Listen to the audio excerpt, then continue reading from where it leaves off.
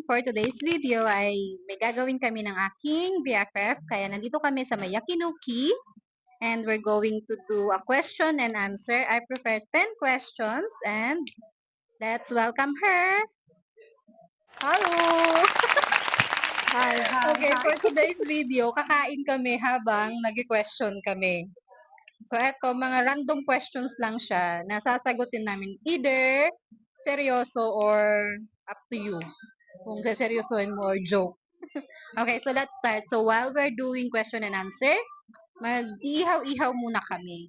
So, ready ka na ba? First question natin. So, merong 5 questions na matino. At meron namang 4 na question na medyo hindi ko maintindihan. So, okay, first question, Bex. Ano? Ready ka naman. What was your first impression when we were in high school and now that we've met here in HK? First impression mo? Nung high Sino? school. Si Kinyang? Oo. Tapos first impression ko mo Kinyang. Ikaw muna. Baka masaktan ka. Okay lang, guys. Hindi mo na nakita ko ni In Dayan. high school, ah. High school tayo muna. High school. That's way back here. The first time nga nag-meet tayo. Mapilpilingan na. Mapilpilingan na. Ano di first impression ko? Napipilingan ako sa'yo. Feeling to the highest feeling. Third year, Ayun fourth ang year.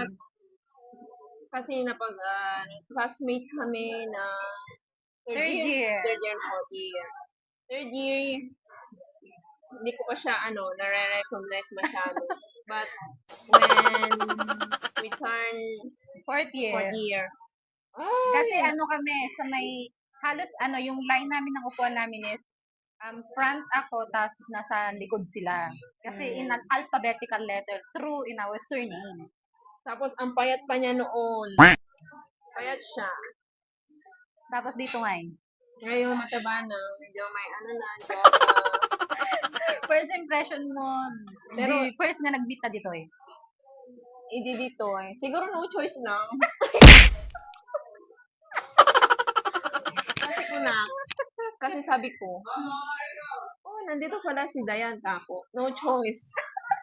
Really no choice. Joke lang. Hindi po siya no choice. Parang ano ba? Walang choice nga. Hindi, parang gusto ko siyang makilala. Kasi andito siya sa Hong Kong na maliban sa classmate, taga sa amin din. Kaya, ayun, ako yung unang nag-approach sa kanya. Kasi noon, nauso ang COVID. Oo. Ayan. So, Doon niya nalaman na nandito pala ako sa HK. So, ako naman, my turn. Third year and fourth year kami mag-classmates. So, hindi pa siya ganun close before. Kasi meron kami tinatawag na groups. So, may grupo-grupo yan. Pero first impression ko, nung na-meet ko siya, para siyang, universal. Na pwede siya sa lahat. Kasi ako, before, parang sobrang napaka-introvert ko. Kung sino lang yung kumakausap sa akin, yun lang din yung kakausapin ko. So, nakakausap ko lang siya kapag, pege pa, ganon. Oh, gagi, EJ kalikod mi. Dakalinya yun da Jasmine, Jocelyn. third year. Di ba, da kami da Rhea, Maylin, dagay tagkakalinya. Di ay. Tapos, sobrang talkative niya. Sobrang talkative, maingay siya. And until now, maingay pa rin naman siya. First impression ko talaga sa kanya, universal. Pwede siya sa lahat. Na hindi siya namimili ng friends. Dito naman, same. Parang hindi siya mahirap pakisamahan, hindi siya mahirap pakagaanan ng loob. Sobrang rin niya, genuine, tapos very kind. Ganon din nung high school, mapagbigay. Pati sa answer. Sa kinukuha din niya sa iba. Sabi mo, sinusort mo. Share your blessing. Ayun. Okay, next question. Did you expect us to be this close? Expect mo ba na magiging ganito tayo ka-close? Kasi Sabi di ba ko, nung high school tayo, do you expect us to be this close? Sausawan ata yun. saan? Hindi ko hindi. Kasi ako naman ang unang nag-move eh. Nalagsasabi ako. Parang ganun. Sabi na tubig. Sabi ato. Bakit ang kami kap-kap to? Namimitsan ni sabi ko lang, kapi-kapitan sa langsan. Makapakuha mo kung hindi naman. Okay lang ang Wala, tamang dagdaran. lima lang. Ito dito tumalente kapi-kapi ng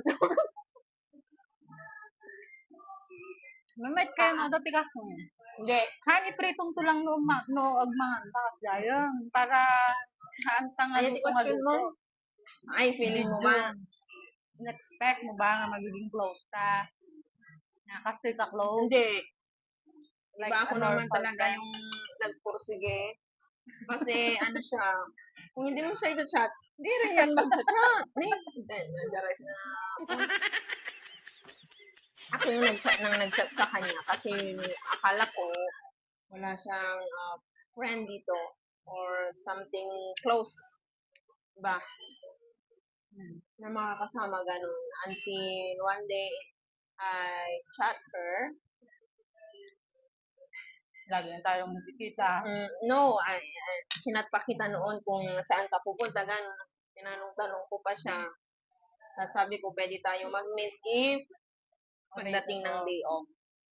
At yun nga po, nag-meet kami. Saan tayo nag-first meet? First meeting place? Meet tayo, nagpicture-picture tayo tapos nag-Jollibee tayo na pantay yung preso tita. Naka-dress ka pa nun ng denim. We both chubby pa nun. No, in Chinchachoy. Wangga! And then, stitch ko man. Di first meet na naman kami nag-picture-picture. Hindi na-expect na magiging ganito kami ka-close kasi meron siyang circle of friends. Ako naman, may pinsan na tita ako na nakakasama. Wala akong friends na laging nakakasama every Sunday. So, nung nagpitas siya, lagi na kami, either siya yung pupunta or ako yung sumasama sa kanya. So, ang nangyayari niyan, nung nagsimula ng mag-separate yung mga friends of friends na kami na lang yung laging nagkakasama until now. Kami na lang palagi. So, yung bond namin, mas naging stronger na. Kesa yung dati na, hi, hello, ganyan lang. Ay, hindi rin. Hindi nga yan nakikisipot. Sungit-sungit pa. Masungit talaga, kay feeling. Joke lang. Third one. What do you like or love me the most? Ano yung pinakagusto mo sa akin? Meron ba? Meron naman, syempre. Pag mag-meet kami ng Sunday, sabi niya, ako nang magluluto ng akin na yung ganito. Ako naman tuwang-tuwa. Before. Hindi, naman siya. Si Dayan, naman siya, mabait na masungit. Tapos, din siya, caring. Caring din siya. Tapos, pa? Kabit. Punong mga anak. Niya pa iba. Kaya mo yan. What I like and love you the most is yung one call away. One call away siya. Oray no, gano'n ka-late na mag-chat ako sa kanya na, hey Beth, asan ka? Meet tayo. Pupunta siya. And, nasabi ko rin, very kind siya kasi kapag yung wala ako, andyan siya na sumasalo sa akin. Yun yung pinaka nagustuhan ko sa kanya. Hindi siya yung, bahala ka sa buhay mo, ganyan. Hindi siya yung ganun. And one thing more is yung genuine yung pag-share niya ng love and care and nagsusupport sa lahat ng kung ano yung na-achieve mo. Yun. Yung next question is, bago dyan, mag-cheers muna tayo. Cheers! Pineapple. Okay, so next is, what do you dislike me the most? Wala ka nang magparamon. Ako naman mauna. Okay. I dislike, actually, hindi naman siya dislike. Nagiging ano na lang niya siguro, Yun, Ate habit. Lalakad kami na Na si Atom. Si Atom. hindi niya ako pinasayo. Ayun ba? Bakit? Yun lang. Dapat magmi-meet. Every time na nagmi-meet, hindi kami nagtutugma kasi may iba pa siyang lakad, may iba pa siyang pupuntahan. Ganun. Feeling ko, option na lang ako pagkatapos ng lahat na niyang gagawin. Hindi. Okay, what do you dislike me the most? Ano yung pinakaayaw mo sa akin? Ano, nung first talaga, hindi ko alam na prank pa siya. Kasi hindi ako mahilig sa, ba, kasi siya mahilig sa picture-picture. Ako naman, hindi ako mahilig sa ganon. One time, No more. Thank you. tapos one time, kasama kami, tapos, dami yan, ano siya, mabilis siyang, Napikon? yun, nainitan ng ulo. Hard-headed ba? Tapos pag ano na, hindi mo na yan maano, Makontrol? na kausap ng ganun yung mukha. Parang kanina lang. Ganun siya. Yun ang hindi ko mag-get nung una. Pero nung nagtagal na-handle ko na yung pagka-ganun niya. Hindi na masungit. Mm-mm. Hindi ko na nilagay yung yung what I most dislike is, hindi siya marunong kumuha ng litrato. Yun. Kaya Yun siya yung na binabanggit niya. Okay. Number 5 question. What do you think could destroy our trust each other or friendship with others? huwag naman sana pera. Ayun ang sasabihin ko.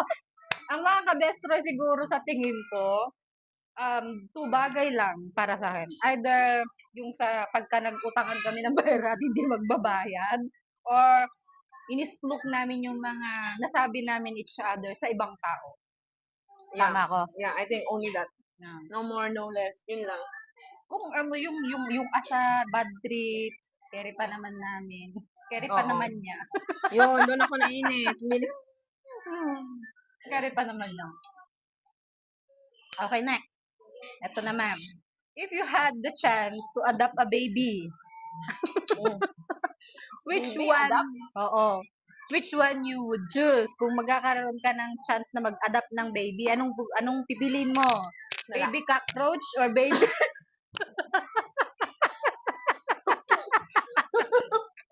Wala na nag-boy. Minundan kung kulang na Di pa ko nag-5 questions kan pa na. Oh, banan. baby cockroach or baby lizard?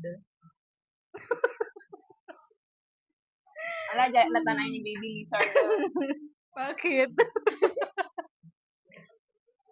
Ito, napit na kakros. Kakros, ba't pa yung dati kakros? Lalo dito kung makakita na lang ko, ang sigsigaw da. At least the lizard.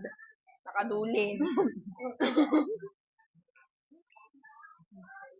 Baby. Siguro baby cockroach. Why? Palit baby pa lang, pwede ko nang patay. Bad. Kasi kapag baby lizard, di ko kaya. Hihiyaw ako ng malala. Ewan ko ba dito, natakot siya sa ipis. Dati, kapag nakakakita ka ng ipis, sabi niya, andyan na si crush mo, Daniel Padilla. Siyempre, magtitilian ng lahat. Yung pala, ipis.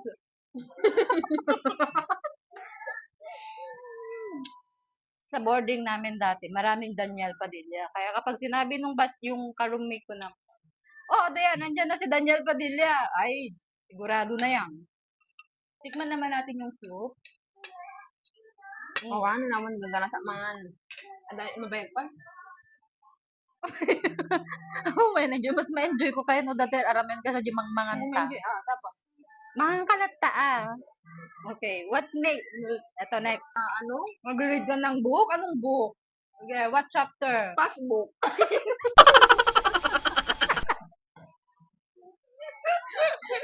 Shout out Shout to out sa aming mga... Sana masaya kayo.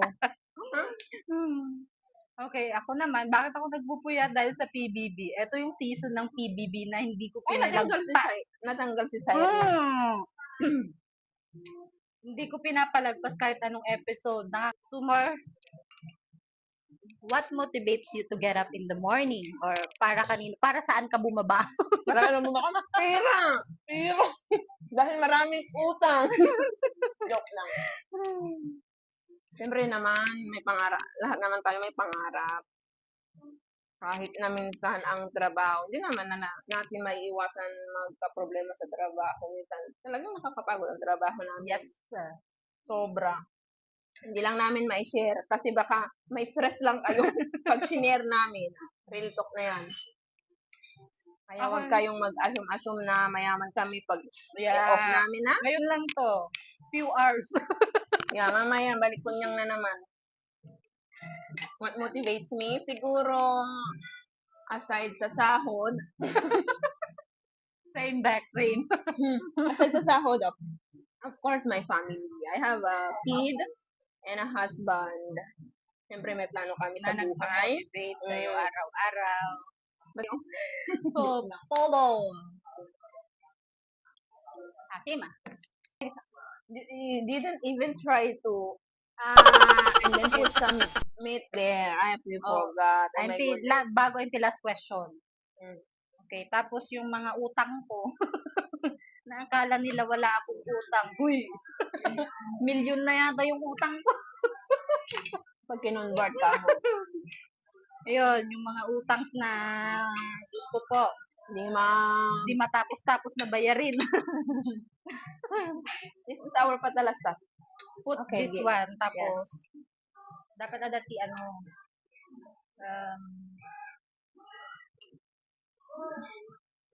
tapos beef. Okay. Ayan. Certain bag. What are you doing? Pwede mo pa rin sabon pa to.